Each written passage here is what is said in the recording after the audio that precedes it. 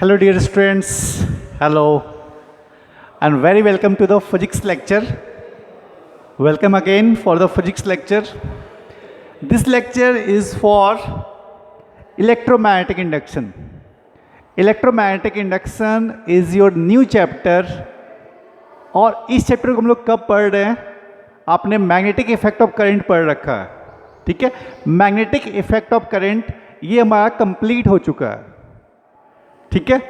तो एक्चुअल में magnetic effect of current में आपने क्या देखा कि अगर आपके पास एक कॉइल है, ठीक है, और उस कॉइल में अगर मैं करंट फ्लो कराऊं तो सराउंडिंग में क्या होता है, एक मैग्नेटिक फील्ड अराइज करता है, ठीक है। अगर अपने पास मान लो एक वायर है, चाहे वो इनफाइनाइट वायर हो या फाइनाइट वायर हो, है ना, उसमें आप करंट फ्लो कराते हो तो उसके सराउंडिंग में क्या होता है, मैग्नेटिक फील्ड अराइज करता है। या फिर आपके पास एक कॉइल हो, सर्कुलर कॉइल हो या कोई भी एक कॉइल हो, अगर आप उसमें करंट फ्लो करा रहे हो तो क्या होगा, सराउंडिंग में एक मैग्नेटिक फील्ड होगा। मैग्नेटिक फील्ड आउटवर्ड होगा, इनवर्ड होगा, उसकी डायरेक्शन क्या होगी, उसकी मैग्नीट्यूड क्या होगी। डिफरेंट कंस्ट्रक्शन के लिए हमने सोलेनॉइड पढ़ा है, टोरॉइड पढ़ा है ना। वो सब क्या था, एक कॉइल था सिलिंड्रिकल शेप में, है ना, उसमें हमने करंट फ्लो कराया और मैग्नेटिक फील्ड जनरेट किया। तो मैग्नेटिक फील्ड हम लोग जनरेट कर सकते हैं। कैसे कर सकते हैं, किसी भी कॉइल में आप करंट फ्लो कराओ इट मीन्स क्या, चार्ज फ्लो कराओ। कॉइल में या कंडक्टर में हमने चार्ज फ्लो कराया, करंट फ्लो कराया, तो सराउंडिंग में क्या हुआ, एक मैग्नेटिक फील्ड अराइज किया। तो साइंटिस्ट लोग को अच्छा लगा, ठीक है ना। बट उनके पास एक क्वेश्चन आया, उनके दिमाग में एक क्वेश्चन आया, तो क्या अगर ऐसा कुछ है कि हमने चार्ज को मूव कराकर किसी कंडक्टर में मैग्नेटिक फील्ड अराइज किया है, तो क्या इसका ऑपोजिट पॉसिबल है? क्या मैग्नेटिक फील्ड को चेंज करके, मैग्नेट के डायरेक्शन को चेंज करके, उसकी ओरिएंटेशन को चेंज करके, उसके स्ट्रेंथ को चेंज करके, क्या हम लोग किसी कंडक्टर में करंट फ्लो करा सकते हैं? रिवर्स क्या ट्रू है क्या, क्वेश्चन था, है ना। कि अभी तक हमने क्या पढ़ा कि किसी कॉइल में आप करंट फ्लो करा रहे हो तो सराउंडिंग में क्या हो रहा है, एक फील्ड अराइज कर रहा है, that field is called the magnetic field. वो आपने पढ़ लिया। मैग्नेटिक फील्ड का स्ट्रेंथ क्या होगा, उसकी डायरेक्शन क्या होगी, डिफरेंट शेप के लिए क्या होगा, वो हमने पढ़ लिया। अब क्वेश्चन इज दैट क्या रिवर्स ट्रू है इसका रिवर्स ट्रू है क्या आप मैग्नेटिक फील्ड से करंट जनरेट करा सकते हो क्या? अभी मैंने क्या किया, कंडक्टर में करंट फ्लो कराकर एक मैग्नेटिक फील्ड जनरेट किया। Is it reverse true? Magnetic field से आप किसी कंडक्टर में करंट फ्लो करा सकते हो क्या? ये जादू होना था, ये जस्ट एक मैजिक है, ठीक है ना। तो आंसर आया यस, कर सकते हैं हम लोग, है ना। और वो दो साइंटिस्ट ने बताया, उसको हम लोग क्या बोलते हैं, एक है हेनरी, उनका नाम था माइकल हेनरी। सेकंड कौन से था आपके, सेकंड थे आपके एक साइंटिस्ट था नाम, अच्छा सॉरी, यस, फराडे, ठीक है, माइकल फराडे और जोसेफ हेनरी। माइकल फराडे और जोसेफ हेनरी ने बताया कि yes, it is possible that by changing the magnetic field, magnetic strength, their orientation, their position, we can generate current in the conductor. दो scientist थे, एक थे आपका माइकल फराडे, दूसरे थे आपके जोसेफ हेनरी। 1830 में 1830 में दो साइंटिस्ट ने बताया कि yes, it is possible that by changing the strength, orientation और different thing in the magnetic field, magnetic field को हम लोग चेंज करके we can generate the current in a conductor. इसी रिवर्स फेनोमेनन को हम लोग क्या बोलते हैं, इलेक्ट्रोमैग्नेटिक इंडक्शन। इसी रिवर्स फेनोमेनन को हम लोग क्या बोलते हैं, इलेक्ट्रोमैग्नेटिक इंडक्शन। जब चार्ज फ्लो करा दिया तो करंट मिला, करंट को हम लोग क्या बोलते हैं, इंड्यूस्ड करंट। मैग्नेटिक फील्ड के चेंज करके हमने क्या किया, चार्ज फ्लो करा दिया। उस चार्ज फ्लो को हम लोग क्या बोलते हैं, करंट। और उस करंट को यहाँ पे हमने नाम क्या दिया, इंड्यूस्ड करंट। और जब करंट है तो वोल्टेज भी होगा, क्योंकि कंडक्टर है, उसका रेजिस्टेंस भी होता है कुछ ना कुछ। तो जो वोल्टेज है that is called the induced voltage, ठीक है। तो इंड्यूस्ड वोल्टेज और इंड्यूस्ड करंट क्या होगा, अगर आपने एक्सटर्नल मैग्नेटिक फील्ड में कुछ चेंज करके, यहाँ पे एक मैंने वायर रखा है और बाहर में एक मैग्नेटिक फील्ड है, इसको चेंज करके हमने, वो कैसे चेंज होगा, क्या होगा, क्या उसकी ऑब्जर्वेशन, उस पर हम लोग डिस्कस करेंगे, है ना। बस ये जान लो कि मैग्नेटिक फील्ड को हमने चेंज करके इस कंडक्टर में एक ईएमएफ जनरेट कराया, वोल्टेज जनरेट कराया, that voltage is called the induced voltage. और अगर ये कंडक्टर क्लोज्ड कर्व है, क्योंकि आपको पता है current always flows in close curve, ठीक है, करंट हमेशा कहाँ पे फ्लो करता है, क्लोज कर्व में। तो अगर ये कर्व कैसा आपका क्लोज्ड कर्व है, तो इसमें करंट भी फ्लो करेगा, उस करंट को हम लोग क्या बोलेंगे, इंड्यूस्ड करंट। इंड्यूस्ड वोल्टेज, जो वोल्टेज डेवलप हुआ कंडक्टर में, that is called the induced voltage, और जो करंट डेवलप होगा that is called the induced current, ठीक है। And this phenomenon is called the electromagnetic induction.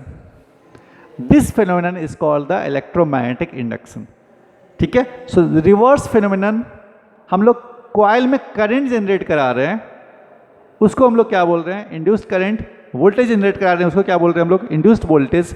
और इस फेनोमेनन को हम लोग क्या बोल रहे हैं, इलेक्ट्रोमैग्नेटिक इंडक्शन, ठीक है। तो हम लोग डेफिनेशन देखते हैं कि इलेक्ट्रोमैग्नेटिक इंडक्शन का जो बुक में होता है वो कैसे लिखा होता है, ठीक है। तो एक बार आप रीड करो इस डेफिनेशन को, फिर मैं इसको एक्सप्लेन कर रहा हूँ।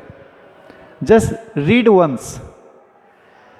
इलेक्ट्रोमैग्नेटिक इंडक्शन बोर्ड पे लिखा हुआ है, the phenomenon of generating current, current generate करना, और EMF in a conducting circuit by change in strength, position और orientation of an external magnetic field is called EMI, electromagnetic induction. Full stop. The EMF is so developed is called the induced EMF. Full stop. If the conductor is in the form of closed circuit, a current flows in the circuit. This is called the induced current, है ना। So this is the basic definition जो मैंने बताया आपको कि ये actual में है क्या। This is the phenomenon. एक फेनोमेनन है करंट या वोल्टेज जनरेट करने के लिए, ठीक है। करंट और वोल्टेज जनरेट करना किस में, एक कंडक्टिंग सर्किट में या कॉइल में, है ना। किस में, कंडक्टिंग सर्किट में या कॉइल में। कैसे कर सकते हो, तो किसी भी एक्सटर्नल जो मैग्नेटिक फील्ड है, एक्सटर्नल मैग्नेटिक फील्ड है, मैग्नेटिक फील्ड है, उसके या तो आप स्ट्रेंथ चेंज करो, मैग्नेटिक फील्ड का स्ट्रेंथ बढ़ा दो आप, या उसकी पोजीशन चेंज करो आप, मूवमेंट लाओ, पोजीशन चेंज करो, या फिर क्या, ओरिएंटेशन। ओरिएंटेशन मीन्स क्या, आप एंगल में चेंज करो, ठीक है ना, ट्विस्ट कर दिया हमने, ठीक है। या तो ओरिएंटेशन में चेंज करो, तो क्या होगा, एक करंट या वोल्टेज जनरेट करेगा किसमें, कंडक्टिंग सर्किट में। और इस फेनोमेनन को हम लोग क्या बोलते हैं, electromagnetic induction. This phenomenon is called the electromagnetic induction. और जो वोल्टेज डेवलप हुआ, that voltage is called the induced EMF. और अगर कंडक्टर कैसा है आपका, कंडक्टर कैसा है, क्लोज सर्किट, कंडक्टर कैसा है आपका, close circuit, then the current is called the induced current, then the current is called the induced current. It means EMI है क्या, वी आर जनरेटिंग करंट और voltage, we are inducing current और voltage in closed circuit or in a coil, that voltage or current is called the induced current or induced voltage, and this phenomenon is called the EMI or electromagnetic induction, ठीक है। तो ये बात समझ में आई क्या, EMI क्या होती है। EMI वो नहीं जो आप बाहर से कुछ भी सामान परचेज करते हो और हर मंथ पे करना पड़ता है लिटिल अमाउंट में, that is also called EMI, जो बैंक वाले लेते हैं, है ना। बट वो EMI नहीं है अपना, हम लोग साइंस पढ़ रहे हैं और ये हेनरी साहब ने बताया, ठीक है, डिफरेंट एक्सपेरिमेंट से, है ना। ये EMI कुछ और है। ये EMI है क्या, किसी कंडक्टर में करंट जनरेट कराना, that is called the EMI, ठीक है। और फराडे साहब ने, दोनों मिलने बताया आपका, ठीक है। तो डिफरेंट ऑब्जर्वेशंस किए और उसके बिहाफ पे बताया आपका EMI के बारे में, ठीक है। तो वोल्टेज और करंट का जनरेट करना किसी कंडक्टर में, उसी को हम लोग क्या बोलते हैं, EMI। कैसे कर सकते हो आप, मैग्नेटिक फील्ड को चेंज करके, ठीक है, क्लियर है आपका? ओके तो अब सुनो, इसमें जो सबसे इंपॉर्टेंट चीज़ है, एक चीज़ जो हमें पढ़नी होती है, वो क्या है आपका मैग्नेटिक फ्लक्स। ठीक है, तो पहले हम लोग इसके बारे में देखते हैं कि मैग्नेटिक फ्लक्स है क्या, फिर हम लोग इस पे आएंगे। एक्चुअली क्या है ना कि ये पूरी की पूरी मूवी है, EMI है क्या आपका पूरा का पूरा मूवी है। ठीक है, तो मूवी में डिफरेंट डिफरेंट हीरो होंगे, ठीक है ना। तो जो फर्स्ट हीरो है इसका वो है क्या आपका इलेक्ट्रिक फ्लक्स, उसी ये पूरी मूवी बेस्ड है। ठीक है, तो EMI इसका मतलब क्या, वोल्टेज जनरेट करना, करंट जनरेट करना, और उसका हीरो कौन है, फ्लक्स, मैग्नेटिक फ्लक्स। ठीक है, तो फर्स्ट देखते हैं हम लोग उस हीरो के बारे में, मैग्नेटिक फ्लक्स है कौन, उसकी क्या प्रॉपर्टी है, कैसे जनरेट होता है, क्या चेंज होगा तो आपका ये सब वोल्टेज और करंट जनरेट होगा। ठीक है, तो हम लोग बात कर रहे हैं किसके बारे में, मैग्नेटिक फ्लक्स के बारे में। क्लियर है? Okay, so we will go for the magnetic flux. इसको इलेक्ट्रोमैग्नेटिक इंडक्शन बोलते हैं, शॉर्ट में क्या बोलते हैं हम लोग, EMI।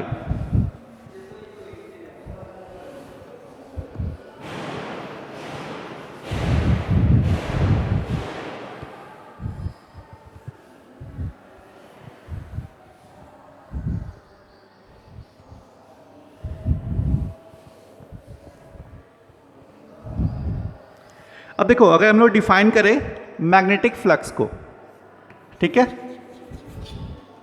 Magnetic flux, magnetic flux इसको रिप्रेजेंट कैसे करते हो आप, फाई, और इसको B बोल सकते हो, B for the magnetic flux. ठीक है, फ्लक्स को कैसे रिप्रेजेंट करते हैं हम लोग, फ्लक्स का सिंबल हो गया आपका फाई। ठीक है, और अगर आपको लिखना है तो B भी लिख सकते हो या नहीं भी लिख सकते हो। तो मैग्नेटिक फ्लक्स क्या होता है, फाई वे। ठीक है, या फाई लिखते हैं हम लोग। मैग्नेटिक फ्लक्स का अगर आप डेफिनेशन बोलो, है ना, तो इसको हम लिखते हैं क्या, the number of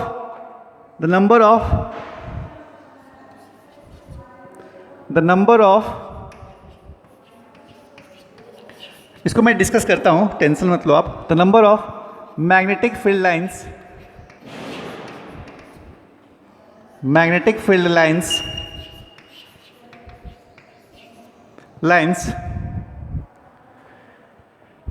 passing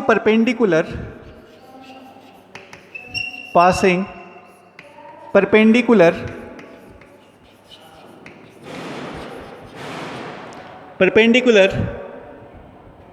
through a surface।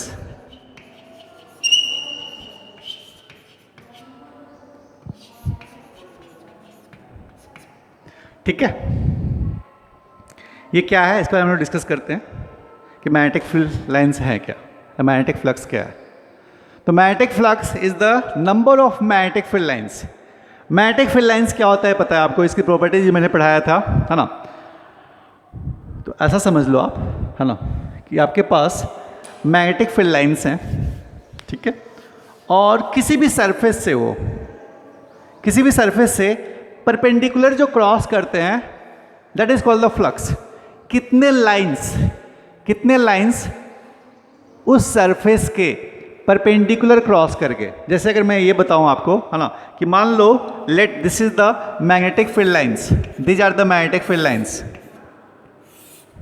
ठीक है, और यहां पे मैं एक सरफेस ले रहा हूं,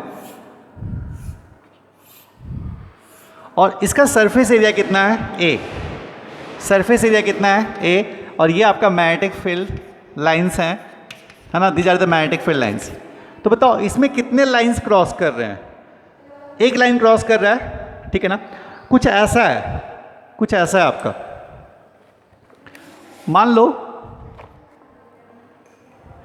मान लो ये आपका एक सरफेस है, ठीक है ना, सरफेस है, और ध्यान से देखना ये सब लाइन्स है मैग्नेटिक फील्ड लाइन्स, ये इसके परपेंडिकुलर कितने सारे क्रॉस कर रहे हैं। मान लो यहाँ पे 10 लाइन्स हैं, देखो आप 10 लाइन्स हैं, है ना, कुछ लाइन्स ऊपर से चले गए, कुछ लाइन इससे गए, कुछ लाइन नीचे से चले गए। कितने लाइन्स इसको क्रॉस करते हुए जाते हैं परपेंडिकुलर। इसके पैरेलल जाएंगे तो इसको क्रॉस नहीं कर पाएंगे ना, इसको क्रॉस करने के लिए इसके कैसे जाना होगा, परपेंडिकुलर और normal. Number of magnetic field lines passing through this surface normally perpendicular, ठीक है, is called the magnetic field lines. ठीक है, तो मैग्नेटिक फील्ड लाइंस क्या हुआ, कितने number of magnetic field lines cross कर रहे हैं इस एरिया को। मान लो ये जो आपका सरफेस था, है ना, सरफेस था, उसमें कितने लाइन क्रॉस कर रहे हैं, एक, तो इसका फ्लक्स कितना होगा, 1। मान लो इसके पास अगर ये भी लाइन है और ये भी लाइन है, ठीक है, अब कितने लाइन क्रॉस कर रहे हैं, 3, तो मैग्नेटिक फ्लक्स कितना हो गया आपका, 3। Number of lines passing through the surface is called the magnetic flux.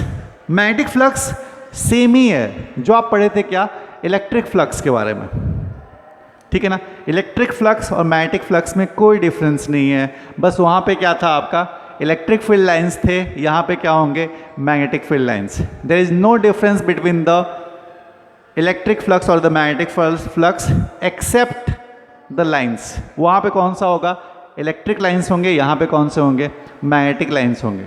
ठीक है, तो देखो जनरली जो हम लोग फ्लक्स को डिफाइन करते हैं, वो कैसे डिफाइन करते हैं कि magnetic flux is equal to क्या होता है आपका, बी डॉट ए। इसका मतलब ये हुआ कि मैग्नेटिक फील्ड अगर आप देखते हो ना, दो वेक्टर्स हैं, एक्चुअली में ये क्या हो गया आपका स्केलर, है ना। डॉट प्रोडक्ट का मतलब क्या होता है, डॉट प्रोडक्ट इट मीन्स क्या, मैग्नेटिक फील्ड कितना है एक डायरेक्शन में, या फिर एरिया कितना है आपका मैग्नेटिक फील्ड के डायरेक्शन में। ए डॉट बी पता है ना आपको क्या होता है, this is the B A cos theta. So it can be written as B into A cos theta, और it can be written as A into B cos theta. तो मैग्नेटिक फ्लक्स सब कुछ है ये। अगर मैं आपको एक डिफाइन करूं, है ना, कि मान लो एक सरफेस है, ठीक है, तो ये देखो आप, ये मान लो एक सरफेस है, इसका जो एरिया वेक्टर होगा, area is a vector quantity, ठीक है, एरिया वेक्टर का डायरेक्शन क्या होता है, always perpendicular to the surface. ठीक है, तो इसका डायरेक्शन क्या होगा एरिया वेक्टर का, always perpendicular to the surface, this is the area vector. ठीक है, मान लो एक मैग्नेटिक फील्ड इस डायरेक्शन में आ रहा है, this is the magnetic field lines, और एरिया वेक्टर से एंगल कितना है, थीटा। ठीक है, तो इसका जो फ्लक्स आप लिखोगे, ये क्या लिखोगे आप, B cos theta into area, है ना।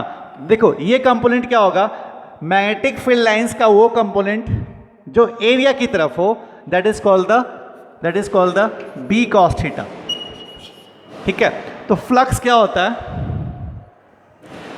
Flux is the product of area into component of the magnetic field lines in the direction of area.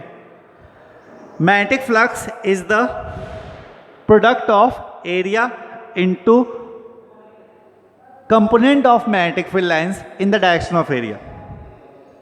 या फिर आप ऐसे बोल सकते हो, है ना, मैग्नेटिक फील्ड लाइंस एरिया का वो कंपोनेंट जो किधर हो आपका, मैग्नेटिक फील्ड के डायरेक्शन में हो, इनका जो प्रोडक्ट होगा that will be the flux. ठीक है, फ्लक्स कैसा क्वांटिटी होता है, स्केलर क्वांटिटी होता है। तो flux is a scalar quantity, है ना। एक्चुअल में है क्या, number of magnetic field lines passing perpendicular. ठीक है, अगर ये इसके टेंजेंट पास करता है ऐसे, ठीक है, देखो ये इधर, ये मैग्नेटिक फील्ड लाइंस है, ये ऐसे जा रहा है, इससे ऐसे क्रॉस किया, ठीक है, तो इसमें नॉर्मल किधर है इसका, नॉर्मल भी तो इसी डायरेक्शन में है ना, इसमें परपेंडिकुलर, और लाइंस कैसे हैं, इन द डायरेक्शन ऑफ नॉर्मल। जितने नंबर ऑफ लाइंस क्रॉस कर जाएंगे that will be the magnetic flux. ये सब सारा कुछ डिस्कस कर रखे हैं हम लोग इलेक्ट्रिक फ्लक्स में भी। ठीक है, तो मैग्नेटिक फ्लक्स क्या होता है, it is the dot product of magnetic field into area vector. ठीक है, और direction of magnetic field lines in the direction of area vector. ठीक है, उसके डायरेक्शन में कितने नंबर ऑफ लाइंस क्रॉस कर रहे हैं, that is called the magnetic flux. अब सुनो, यहाँ पे मैग्नेटिक फ्लक्स किस पे डिपेंड कर रहा है। ठीक है, तो मैग्नेटिक फ्लक्स यहाँ पे 3 चीज़ों पे डिपेंड करता है। ठीक है ना, मैग्नेटिक फ्लक्स किस पे डिपेंड कर रहा है, तो 3 चीज़ों पे कर रहा है, 3 क्वांटिटीज पे कर रहा है ना। देखो आप किस पे कर रहा है, फ्लक्स डिपेंड कर रहा है किस पे, आपका मैग्नेटिक फील्ड स्ट्रेंथ पे, ठीक है, मैग्नेटिक फील्ड स्ट्रेंथ पे, और किस पे डिपेंड कर रहा है आपका एरिया ऑफ द सरफेस, और किस पे डिपेंड कर रहा है angle between the magnetic field and area vector, ठीक है। जो आपका मैग्नेटिक फ्लक्स है, इसको मैं फाई भी लिख सकते हैं हम लोग, है ना, वो किस पे डिपेंड कर रहा है आपका, तो मैग्नेटिक फील्ड स्ट्रेंथ पे, मैग्नेटिक फील्ड स्ट्रेंथ पे, ठीक है। ये किस पे दिख रहा है आपका सरफेस एरिया पे, सरफेस एरिया पे, और ये क्या हो गया angle between the B and area vector, ठीक है। तो आप सुनो, अगर आप इसमें 3 क्वांटिटीज हैं बी ए कॉस थीटा, कुछ भी इंक्रीज करो तो फ्लक्स इंक्रीज करेगा, ठीक है। अगर आप चाहते हो फ्लक्स को चेंज करना, मैग्नेटिक फ्लक्स को चेंज करना, तो it depends on magnetic field strength, it depends on area, it depends on angle between the magnetic field lines and the area vector, ठीक है। ये पॉइंट्स क्लियर हो गए। The magnetic flux basically depends on 3 quantities: your magnetic field strength, your area and your orientation. It means क्या angle between the magnetic field and the area vector. अब सुनो आप, अगर हम लोग फर्स्ट बात करें किसका, एरिया के बारे में, ठीक है। मान लो जब हम लोग एरिया के बारे में बात कर रहे हैं तो बी क्या आपका कांस्टेंट, मैग्नेटिक फील्ड को कांस्टेंट ले लिया, और थीटा भी हमने लिया क्या कांस्टेंट। इट मीन्स क्या आपका मैग्नेटिक फील्ड और उसके बीच का एंगल फिक्स्ड है। मान लो आपका ये मैग्नेटिक फील्ड लाइंस थे, ठीक है, और अगर इसका एरिया अभी इतना है, ठीक है, इसका ए है, और अगर मैं इसके एरिया को बढ़ा दूं तो अब क्या हो गया, ये मान लो ये 2a हो गया, ठीक है। तो एरिया आपने इंक्रीज किया तो इसमें फ्लक्स कितना था, फ्लक्स इसमें कितने लाइन क्रॉस कर रहे थे 1, इसमें कितने लाइन क्रॉस कर रहे हैं तो 3। इट मीन्स क्या एरिया आपने चेंज किया तो आपका फ्लक्स चेंज कर गया, ठीक है। आपने एरिया बढ़ाया तो फ्लक्स भी क्या हो गया चेंज किया, है ना। इट मीन्स आपका जो फ्लक्स है दैट डिपेंड्स ऑन एरिया, ठीक है। अगर आपका मैग्नेटिक फील्ड और थीटा क्या है कांस्टेंट। सेकंड ले लूँ मैं, है ना, if your B is variable और एरिया इज कांस्टेंट, ठीक है, इसमें क्या आपका बी चेंज कर रहा है, बी चेंज कर रहा है और एरिया क्या है कांस्टेंट, तो क्या हो सकता है थीटा भी कांस्टेंट है। देखो एक सरफेस एरिया हमने लिया इतना सारा, और मैग्नेटिक फील्ड लाइंस कुछ ऐसा निकल रहे हैं 1 2, ठीक है, और ये आपका मैग्नेटिक फील्ड है, इसका स्ट्रेंथ बी रहा होगा, एरिया इसका ए है। सिमिलरली अगर हमने फिर से ए लिया और इसका मैग्नेटिक फील्ड स्ट्रेंथ बढ़ा दिया, है ना, बी का इंक्रीज किया। बी इंक्रीज करने का ये मतलब होता है जब आप मैग्नेटिक फील्ड को स्ट्रेंथ बढ़ाते हो तो नंबर ऑफ लाइंस ज़्यादा क्लोज आ जाते हैं। अगर magnetic field lines are very closed it means the strength is higher. आप मैग्नेटिक फील्ड बढ़ाओगे ना तो उसके जो मैग्नेटिक फील्ड लाइंस होंगे वो कैसे होंगे, क्लोज आ जाते हैं, है ना। तो अगर यहाँ पे 2 लाइंस क्रॉस कर रहे हैं इसको, और अगर मैंने बी इंक्रीज कर दिया यहाँ पे, है ना, तो यहाँ पे क्या होंगे मैग्नेटिक फील्ड लाइंस ज़्यादा क्रॉस करेंगे, ठीक है, उसी सेम एरिया ए में, ठीक है। मान लो मैंने यहाँ पे 2b कर दिया तो देखो फ्लक्स चेंज किया ना, यहाँ पे फ्लक्स कितना है, फ्लक्स यहाँ पे 2 है, और यहाँ पे कितना हो गया फ्लक्स कितना हो गया 3, ठीक है। तो आपका मैग्नेटिक फील्ड चेंज करोगे तो भी फ्लक्स चेंज करेगा, है ना, मैग्नेटिक फील्ड चेंज करोगे तो भी फ्लक्स चेंज करेगा, एरिया चेंज करोगे तब भी फ्लक्स चेंज करेगा। आपने मैग्नेटिक फील्ड बढ़ा दिया तो फ्लक्स बढ़ गया, एरिया बढ़ा दिया तो फ्लक्स बढ़ गया। थीटा अगर आप चेंज करोगे तब भी फ्लक्स चेंज करेगा, ठीक है। देखो ऐसे रखा हुआ है, लाइंस ऐसे जा रहे हैं, ठीक है, मतलब 50 लाइंस हैं ऐसे क्रॉस कर रहे हैं, तो सब इससे क्रॉस करेंगे। अब इसको मैंने हॉरिजॉन्टल कर दिया, ठीक है, तो पहले ये यहाँ से यहाँ तक कवर कर रहा था, अब देखो लाइंस जाएंगे तो कुछ इसके ऊपर से क्रॉस कर जाएंगे। इट मीन्स क्या, इसका थीटा चेंज करने से जितने मैग्नेटिक फील्ड लाइंस पहले थे उतने मैग्नेटिक फील्ड लाइंस अब नहीं होंगे। इट मीन्स क्या, इट डिपेंड्स ऑन ओरिएंटेशन। तो मैग्नेटिक फ्लक्स किस किस पे डिपेंड करता है? मैग्नेटिक फ्लक्स किस किस पॉइंट पे डिपेंड करता है? मैग्नेटिक फ्लक्स डिपेंड करता है आपका मैग्नेटिक स्ट्रेंथ पे। आप मैग्नेटिक स्ट्रेंथ बढ़ा दो, चेंज कर दो, अगर आप डिक्रीज करो या इंक्रीज करो तो भी फ्लक्स चेंज करेगा। अगर आपने स्ट्रेंथ बढ़ा दिया तो फ्लक्स इंक्रीज करेगा, आपने स्ट्रेंथ डिक्रीज किया तो फ्लक्स डिक्रीज करेगा, आपने एरिया बढ़ा दिया तो आपका फ्लक्स बढ़ जाएगा, आपने एरिया डिक्रीज किया तो होगा, है ना। तो बेसिकली यहाँ पे 3 क्वांटिटीज पे डिपेंड करता है आपका flux, your magnetic field strength, your area and the cos theta, angle between the magnetic field and the area vector. ठीक है, तो ये हमारा था मैग्नेटिक फ्लक्स। अब ये सब चीज़ें एक इसमें पॉइंट और ऐड करना चाहूँगा, है ना। अगर कुछ मैग्नेटिक फ्लक्स के बारे में आइडिया समझ में आ गया होगा आपको, अगर हम लोग एक पॉइंट इसका और देख सकते हैं, है ना, मैग्नेटिक फ्लक्स का समझ में आ रहा होगा ये सब क्या होता है, और इसका यूनिट डायमेंशन सब समझ में आया होगा। कैसी क्वांटिटी है ये? स्केलर क्वांटिटी है। ठीक है, अब सुनो, किसी भी एरिया में मान लो, ठीक है, if your B is not constant, magnetic flux जो है वो कैसा है आपका? वेरिएबल है, वेरिएबल है ना। तो आप क्या करते हो इसमें, हम लोग क्या करेंगे, स्मॉल स्मॉल एरिया लेंगे। ये क्या होगा आपका? D A. देखो इस पूरे एरिया में है ना, मैग्नेटिक फील्ड वेरिएबल हो, ठीक है। तो हम लोग क्या करते हैं, एक स्मॉल एरिया लेंगे जिसके लिए क्या हो, आपका मैग्नेटिक फील्ड कांस्टेंट हो, और फिर उसको हम लोग इंटीग्रेट करेंगे, है ना। तो फ्लक्स इस केस में क्या होगा? Integral of B dot D A, ठीक है ना।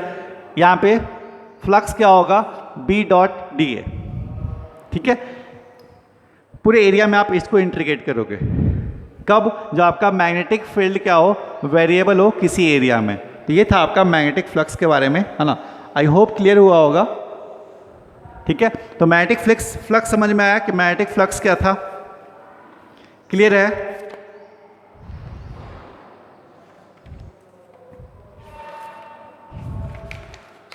ठीक है, तो जो फर्स्ट प्रॉपर्टी हमारा था उसके बारे में हमने डिस्कस किया कि मैग्नेटिक फ्लक्स होता क्या है और किन किन चीज़ों पे डिपेंड करता है।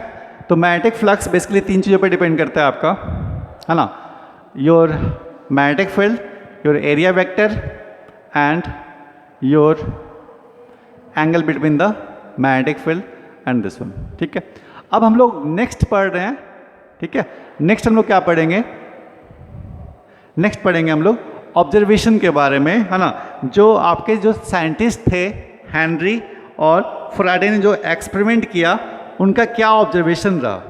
ठीक है, और उसके ऑब्जर्वेशन को हम लोग लॉ में फिर चेंज कर देंगे। लॉ क्या होगा आपका? फैराडेज लॉ आएगा।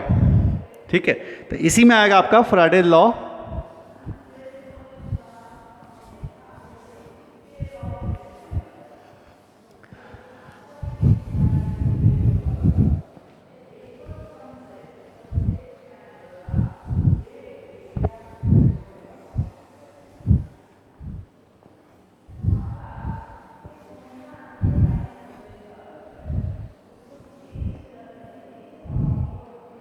अब सुनो, अब कुछ ऑब्जर्वेशन हम लोग देख रहे हैं, है ना, जो आपके जो साइंटिस्ट थे फैराडे और हेनरी ने किया था, है ना। फैराडेज एक्सपेरिमेंटल ऑब्जर्वेशन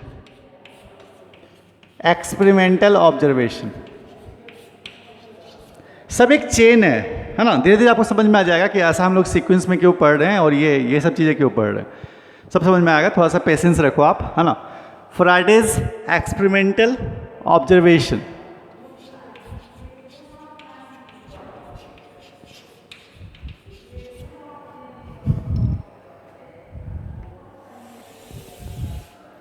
ठीक है। देखो हेनरी और जो फैराडे थे उन्होंने बहुत सारे एक्सपेरिमेंट किए, है ना, कि मैग्नेट लिया, है ना, उसको हम लोग लॉ में डिस्कस करेंगे।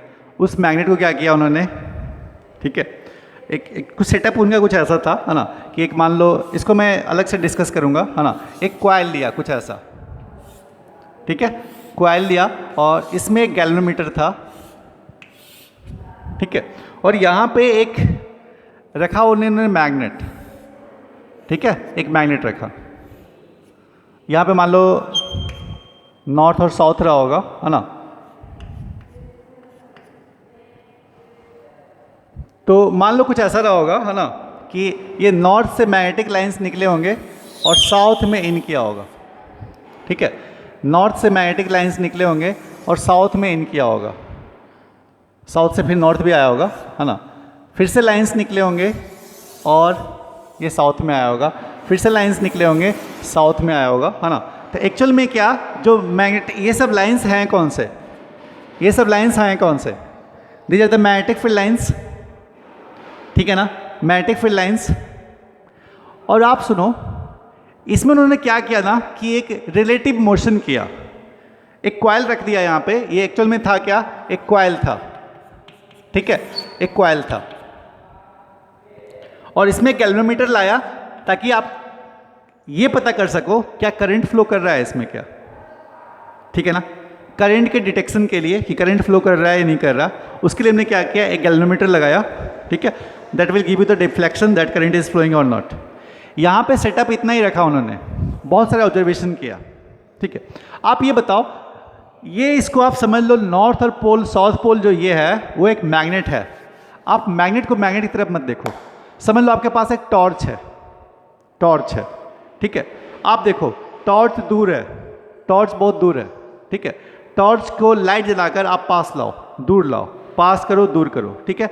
आपकी आंखों पे जो लाइट आ रही है, लाइट आ रही है, इंक्रीज और डिक्रीज कर रही है, नहीं कर रही है।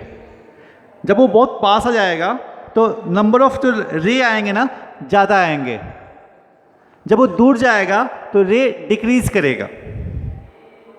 या मैं उल्टा कर दूं, टॉर्च वहाँ पे रखा हुआ है, मैं उसके पास जाऊं, मैं उसके दूर जाऊं, ऐसे कॉइल का मूवमेंट हो रहा है। मैं एक कॉइल हूँ, टॉर्च है ना, टॉर्च वो ऑन है, मैं उसके पास जाऊं, उससे दूर जाऊं, ऐसे। तो जो रे होंगे, रे वो इंक्रीज और डिक्रीज होंगे, जो रे होंगे वो क्या होंगे, इंक्रीज और डिक्रीज। या तो मैं पास जाऊं, दूर जाऊं, तो नंबर ऑफ जो मैग्नेटिक लाइंस होंगे उनमें इंक्रीमेंट या डिक्रीमेंट होगा, या फिर वो टॉर्च मेरे पास आए या दूर जाए। दोनों केस में क्या होगा, आपका जो मैग्नेटिक लाइंस होंगे वो ज़्यादा या कम होगा। इट मीन्स अगर इनके बीच में एक रिलेटिव मोशन हो, अगर इस मैग्नेट और इस कॉइल के बीच में, इस मैग्नेट और इस कॉइल के बीच में एक रिलेटिव मोशन हो, ठीक है ना, चाहे वो मैग्नेट इसके